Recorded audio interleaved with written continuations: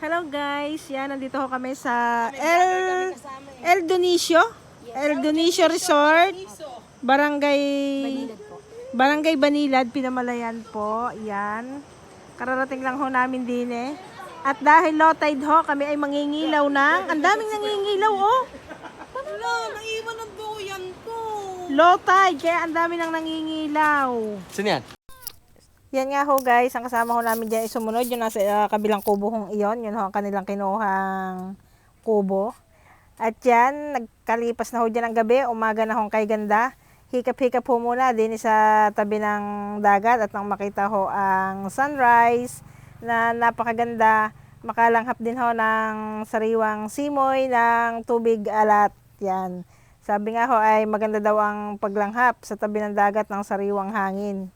At saka yung ganyan ho na sumisikat ang araw ay napakaganda naman ho pagmasdan. No? Kita nyo naman ho ang bulbok ho ng tubig ng dalampasigan ay talagang inam.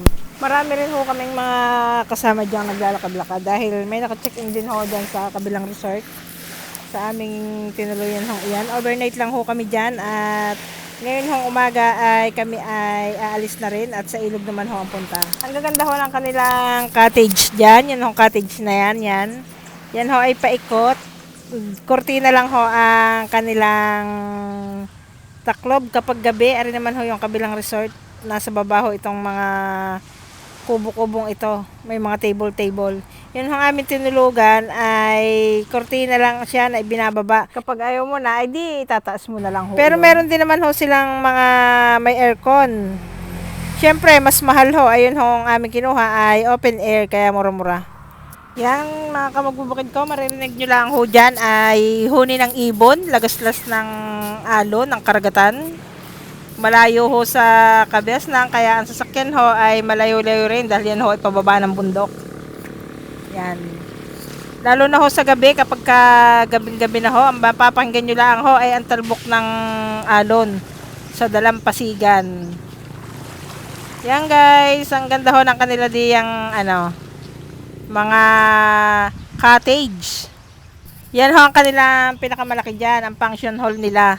Pwede ho dyang ng mga binyagan, kasalan, reception area nila. Yan. Tapos yung part na yun ho, ayan na yung palabas na, may entrance. Kung nakikita nyo ho, ang taas ay kabundukan. Ari ho ang CR nila, pagkalaki-laki, ang linis din ho ng kanilang CR. Shout out ho sa mga nagmamanage ng El Dionisio Resort, ang linis ho ng kanilang CR. Yan, napakaganda ho dyan, napaka-peaceful ng kapaligiran. O, kita nyo, guys. Pasyal na ho kayo sa gusto hong makita at matikman ho dyan ang sariwang hangin. At ang sariwang simoy ng karagatan. Meron din ho dyan mabibili kayo ng mga pagkain, inumin. Pero dyan ho sa loob, ay syempre medyo may kamahalan na. Bawal hong magdala ng drinks.